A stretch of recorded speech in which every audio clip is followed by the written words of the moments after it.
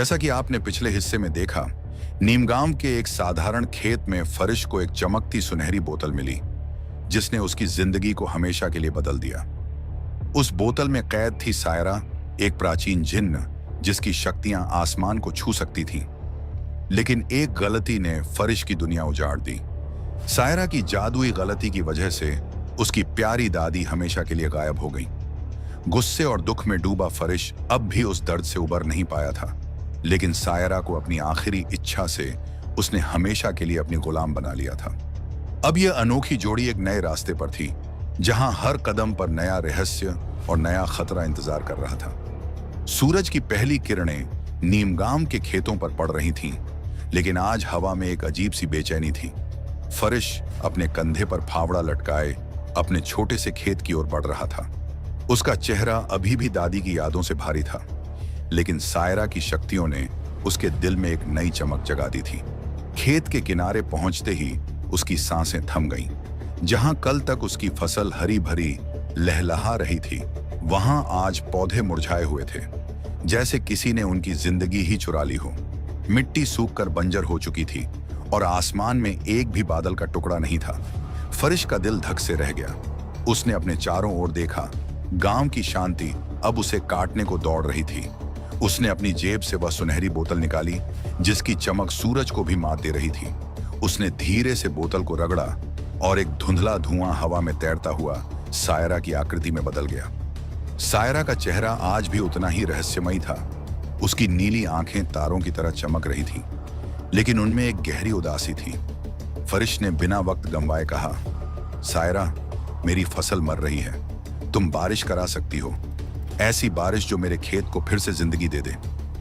सायरा ने हल्के से मुस्कुराया, जैसे वह फरिश की मासूमियत को समझ रही हो। उसने अपनी उंगलियां चटकाईं और आसमान में काले बादल उमड़ने लगे। पलक झपकते ही बारिश की बूंदें खेतों पर गिरने लगीं। पहले हल्की हल्की, फिर तेज और फिर एक मूसलाधार तूफान। पानी की बूंदें मिट्टी में समा रही थीं और मुरझाए पौधे धीरे धीरे अपनी गर्दन उठाने लगे। फरिश का चेहरा खुशी से चमक उठा। वह खेत के बीचों बीच खड़ा हो गया, अपने हाथ फैलाए और बारिश की ठंडी बूंदों को अपने चेहरे पर महसूस करने लगा। उसका दिल जोर जोर से धड़क रहा था, जैसे यह बारिश सिर्फ खेतों को नहीं बल्कि उसकी रूह को भी सींच रही हो। सायरा हवा में तैर रही थी। उसका रेशमी लिबास बारिश में भीगकर चमक रहा था। फरिश ने उसे देखा और हंसते हुए इशारा किया कि वह भी बारिश में आए। सायरा ने पहले तो हिचकिचाया, लेकिन फिर वह खेत की कीचड़ में उतर आई। बारिश की बूंदें उसके चेहरे पर गिर रही थीं और उसकी नीली त्वचा सूरज की किरणों की तरह चमक रही थी। फरिश ने उसका हाथ पकड़ा और दोनों हंसते हुए खेत में नाचने लगे। कीचड़ उनके पैरों में चिपक रहा था, लेकिन उनकी हंसी हवा में गूंज रही थी। फरिश ने सायरा को अपनी ओर खींचा और दोनों बारिश की लय में झूमने लगे। सायरा की आंखें फरिश के चेहरे पर टिकी थीं और फरिश का दिल पहली बार इतना हल्का महसूस कर रहा था। बारिश की ठंडक में उनके बीच एक गर्मजोशी पनप रही थी। फरिश ने सायरा के गीले बालों को धीरे से छुआ और सायरा ने उसका हाथ थाम लिया। उनकी नजरें मिलीं और एक पल के लिए समय ठहर गया। सायरा का रेशमी लिबास उसके शरीर से चिपक गया था और फरिश की आंखें उसकी ओर से हट नहीं रही थीं। बारिश की बूंदें उनके चेहरों पर गिर रही थीं और दोनों के बीच एक अनकहा रिश्ता जन्म ले रहा था। फरिश ने सायरा को अपनी बाहों में खींच लिया और दोनों बारिश में एक दूसरे के करीब आ गए।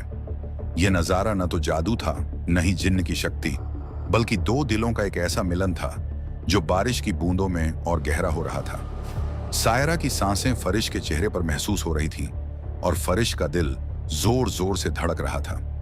यह पल उनके लिए अनमोल था, जैसे बारिश ने उनकी दुनिया को एक नया रंग दे दिया हो। लेकिन यह खुशी ज्यादा देर नहीं टिकी। बारिश अब इतनी तेज हो गई कि खेतों में पानी भरने लगा। फरिश की फसल, जो अभी अभी जिंदगी पा रही थी, अब पानी की लहरों में डूबने लगी। पौधे कीचड़ में डूब रहे थे और खेत एक तालाब में बदल गया था। फरिश का चेहरा पीला पड़ गया। उसने सायरा की ओर देखा और चिल्लाया कि बारिश को तुरंत बंद कर दे। सायरा ने अपनी उंगलियां चटकाईं और बादल छट गए। आसमान फिर से साफ हो गया, लेकिन खेत का नजारा दिल दहलाने वाला था। फरिश की मेहनत से उगाई गई फसल अब कीचड़ में दब चुकी थी। वह अपने घुटनों पर बैठ गया, अपने सिर को हाथों में थाम लिया और फूट फूट कर रोने लगा। उसके आंसू बारिश की बूंदों से भी भारी थे और उसका दिल टूट रहा था। सायरा ने फरिश को रोते देखा और धीरे से उसके पास आई। उसकी आवाज में एक गहरी कोमलता थी, लेकिन उसमें एक ऐसी ताकत थी जो पहाड़ों को हिला सकती थी। उसने कहा कि फरिश को ऐसी छोटी बातों पर रोना नहीं चाहिए। वह एक ऐसी जिन्न थी जिसकी शक्तियां दुनिया की हर मुश्किल को मिटा सकती थी। उसने फरिश को अपनी ओर देखने को कहा और फिर से अपनी उंगलियां चटकाईं। एक चमकदार रोशनी हवा में फैली, जैसे सूरज अंधेरे को चीर रहा हो। खेत का पानी पलक झपकते सूख गया और मुरझाए पौधे फिर से हरे भरे हो गए। फरिश की आंखें आश्चर्य से फैल गईं। वह दौड़कर अपनी फसल के पास गया और पौधों को छूकर देखा। वे न केवल जिंदा थे, बल्कि पहले से कहीं ज्यादा मजबूत और हरे भरे थे। पौधों की पत्तियां सूरज की रोशनी में चमक रही थीं, जैसे वे फरिश की उम्मीदों को आईना दिखा रहे हों। फरिश का चेहरा फिर से खिल उठा। उसने सायरा की ओर देखा और हंसते हुए कहा कि अब उसके पास एक ऐसी शक्ति है जो कुछ भी कर सकती है। उसका मन सपनों से भर गया था। वह सोचने लगा कि सायरा की मदद से वह न केवल अपने खेत को बचा सकता है, बल्कि शायद अपनी दादी को भी वापस ला सकता है। दोनों हंसते बात करते हुए घर की ओर चल पड़े। फरिश का दिल खुशी से भरा था, लेकिन उसे नहीं पता था कि उसकी यह खुशी गांव में एक नए तूफान को जन्म देने वाली थी। नीम गांव में एक शख्स था जिसका नाम सुनते ही लोग अपने चेहरों पर नफरत और डर का भाव ले आते थे।